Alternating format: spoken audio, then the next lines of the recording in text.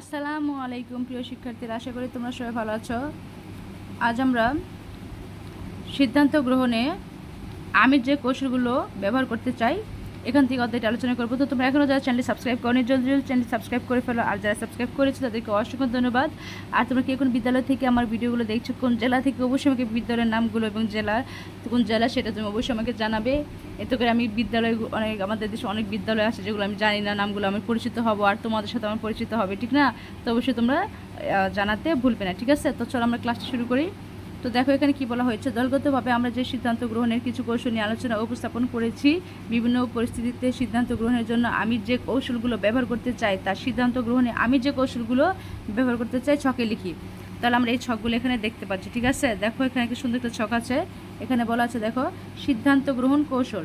একে একে আমাকে সবটি লিখতে হবে। তো চলো আমরা লিখে ফেলে উত্তর পথে চলে যাই। আর এর ভিতরে তোমরা সাবস্ক্রাইব করে কমেন্টটা করে ফেলো দ্রুত, ঠিক আছে? তো আমরা উত্তর পথে চলে এসেছি। সিদ্ধান্ত গ্রহণে আমি যে কৌশলগুলো ব্যবহার করতে চাই: 1. সিদ্ধান্ত গ্রহণের পূর্বেই সেই বিষয়ে পর্যাপ্ত তথ্য সংগ্রহ করব। দেন দেখো এই যে বিষয়ে সিদ্ধান্ত নিব সেই বিষয়ে সম্পর্কে স্পষ্ট ধারণা রাখব। দেন সিদ্ধান্ত চূড়ান্ত করার আগে সব ধরনের বিকল্প উপায় সম্পর্কে জানব এবং উপায়গুলোর মধ্যে তুলনা করব। দেন দেখো এখন আমরা এটা আলোচনা করব। তুলনা করার পর সব থেকে উপযোগী উপায়টি চূড়ান্ত করে সেই অনুযায়ী, তো আমরা কী করব, সেই অনুযায়ী কী করতে হবে, আমাদের সিদ্ধান্ত নিতে হবে। তাহলে তুলনা করার পর সব থেকে উপযোগী উপায়টি চূড়ান্ত করে সেই অনুযায়ী আমাদের সিদ্ধান্ত নিতে হবে, ঠিক আছে? তো আগে সবার কী করতে হবে, তুলনা করে দেন উপযোগী একটা সিদ্ধান্ত চূড়ান্ত করতে হবে, তারপর সিদ্ধান্ত নিতে হবে। তো আশা করি তোমরা বুঝতে পেরেছো। তো চলো আমরা নেক্সটে চলে যাই। তো দেখো আমরা আমাদের এই সিদ্ধান্ত গ্রহণ কৌশলটি এখানে পর্যায়ক্রমে লিখে ফেলেছি। তো দেখো আমরা এখন নেক্সট কাজটি করব, সেটা হচ্ছে এখানে দেখো এখানে বলা হয়েছে দেখো যে কোনো পরিস্থিতিতে আমরা যখন সচেতনভাবে নিজেদের অনুভূতি, চিন্তা ও পর্যবেক্ষণ করে কি করতে চাই সে ব্যাপারে সজাগ হই, তখন কয়েক সেকেন্ডের মধ্যে এই পরিস্থিতিতে নিজেদের আচরণ নির্বাচন করতে পারি।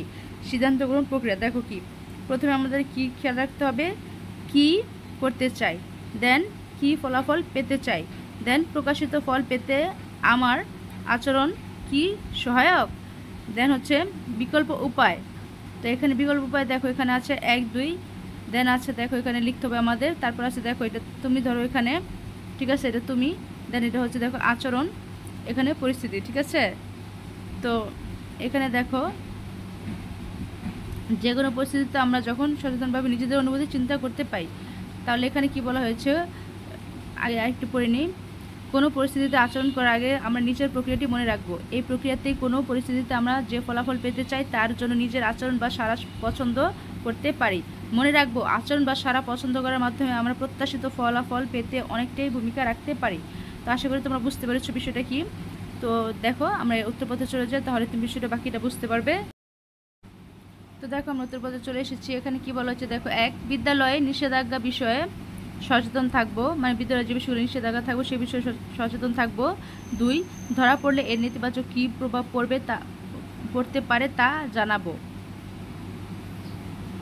তারপর দেখো বন্ধু, প্রথমে কী করতে হবে, আমাদের বন্ধু বিদ্যালয়ে লুকিয়ে মোবাইল ফোন নিয়ে আসে, পরিস্থিতিটা কি হতে পারে, বন্ধুকে সেটি না ব্যবহারের ক্ষেত্রে সতর্ক করি, এটা হচ্ছে আচরণ, ঠিক আছে? আচরণটা কী করলাম, বন্ধুকে সেটি না ব্যবহারের ক্ষেত্রে সতর্ক করি, ঠিক আছে?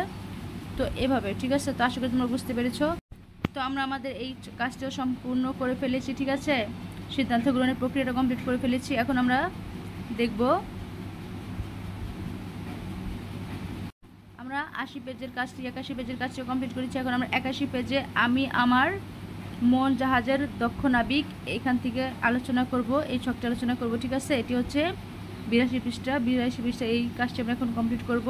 এখানে ঘটনা বা পরিস্থিতি, এখানে সিদ্ধান্ত গ্রহণ করতে চাই সেটা লিখতে হবে, ঠিক আছে? সিদ্ধান্ত থেকে কি ফলাফল পেতে চাই, পর্যায়ক্রমে এই সবগুলো প্রশ্ন একে একে আমাদের লিখতে হবে। তো চলো আমরা উত্তরপথে চলে যাই। তো দেখো আমরা উত্তরপত্রে চলে এসেছি। তো তোমরা এখনও যারা চ্যানেল সাবস্ক্রাইব করনি জলদি জলদি সাবস্ক্রাইব করে ফেলো, আর অবশ্যই লাইক কমেন্ট করে ফেলো, আর কমেন্ট বক্সে অবশ্যই এটা লিখবে যে তোমরা কে কোন বিদ্যালয় থেকে কোন জেলা থেকে দেখছো। তো আমি অনেকেই তোমরা বিদ্যালয়ের নামগুলো বলেছো, এই বিদ্যালয়গুলো যা আছে এই জায়গায় আমি জানতামই না, তো তোমাদের কারণে তোমাদের মাধ্যমে সেটা আমি জানতে পেরেছি। এর জন্য তোমাদেরকে অসংখ্য ধন্যবাদ যারা তোমরা বলেছো, আর যারা বলবা তাদেরকে অগ্রিম ধন্যবাদ। তো দেখো আমি আমার মন জাহাজের দক্ষ নাবিক, ঘটনা বা পরিস্থিতি এখানে ছিল কি সিদ্ধান্ত গ্রহণ করতে চাই। এখানে দেখো এক ঘটনা বা পরিস্থিতি ছিল কি, স্কুল ফাঁকি দিয়ে দর্শনীয় স্থানে ঘুরতে যাওয়ার জন্য আমাকে অনুরোধ করে। একজন বন্ধু পকেট থেকে সিগারেট বের করে খেয়ে দেখার অনুরোধ করে। তো এখানে দেখো আমরা দুইটা ঘটনা পাচ্ছি, ঠিক আছে, এটা একটা ঠিক না, এটা একটা পাচ্ছি আমরা। তো প্রথমে আমরা একটা শেষ করব পরে, ঠিক আছে। এই প্রেক্ষিতে কী কী হয়েছিল এবং কী কী সিদ্ধান্ত নিয়েছিলাম সেগুলো আমরা আগে দেখব, পরে পরে পাশেটা দেখব। আগে আমরা এখন এই পাশেটা দেখব, ঠিক আছে। তো আশা করি তোমরা বুঝতে পেরেছো। তো দেখো স্কুল ফাঁকি দিয়ে দর্শনীয় স্থানে ঘুরতে যাওয়ার জন্য আমাকে অনুরোধ করে। কী সিদ্ধান্ত গ্রহণ করতে চাই, আমি স্কুল ফাঁকি দিয়ে যাব না জানাতে চাই। সিদ্ধান্ত থেকে কি ফলাফল পেতে চাই, ছুটির দিনে ঘুরতে যেতে চাই, এতে আমরা প্রয়োজনীয় ক্লাসগুলো করতে পারবো। দেন হচ্ছে সিদ্ধান্তটি কি যৌক্তিক, আর কি কারণে যৌক্তিক সেটা, হ্যাঁ যৌক্তিক, কারণ শ্রেণীকক্ষে উপস্থিত থাকা এবং ক্লাসগুলো করাই উচিত। দেন হচ্ছে কী কী বিষয়ে বিবেচনা রাখবো, সিদ্ধান্ত যৌক্তিক কিনা প্ররোচিত হয়ে না বুঝেই সিদ্ধান্ত না নেওয়া, কোন কৌশল ব্যবহার করতে চাই, এ বিষয়ে সুবিধা অসুবিধা জেনে তার সঠিক সিদ্ধান্ত নিতে চাই।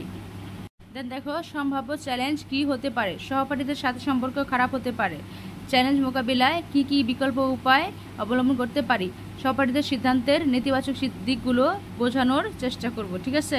তো এই ছিল আমাদের ঘটনা একের প্রেক্ষিতে এই সিদ্ধান্তগুলো। তো এখন আমরা ঘটনা দুইটা, তো দেখো এখন আমরা ঘটনা দুই দেখবো। এই ক্ষেত্রে আমাদের কি কি সিদ্ধান্ত, একজন বন্ধু পকেট থেকে সিগারেট বের করে খেয়ে দেখার অনুরোধ করে। তো এক্ষেত্রে কী সিদ্ধান্ত গ্রহণ করতে পারি, আমি সরাসরি না করতে চাই। দেন হচ্ছে সিদ্ধান্ত থেকে কি ফলাফল পেতে চাই, নিজেকে সুরক্ষায় রাখতে চাই। এরূপ সিদ্ধান্ত আমাকে মন জাহাজের দক্ষ নাবিক হিসেবে গড়ে তুলতে পারে। দেন হচ্ছে সিদ্ধান্তটি কি যৌক্তিক, কি কারণে যৌক্তিক সেটা। তো দেখো হ্যাঁ সিদ্ধান্তটি যৌক্তিক, কারণ হচ্ছে কি ধূমপানটা কি স্বাস্থ্যের জন্য খুবই ক্ষতিকারক, ঠিক না, খুবই ক্ষতিকারক। কী কী বিষয়ে বিবেচনা রাখবো, সঠিক সিদ্ধান্ত নিচ্ছি কিনা, সিদ্ধান্তে কেউ ক্ষতিগ্রস্ত হচ্ছে কিনা, কোন কোন কৌশল ব্যবহার করতে চাই, এর ক্ষতিকর দিকগুলো সম্পর্কে জানতে চাই। দেন হচ্ছে সম্ভাব্য চ্যালেঞ্জ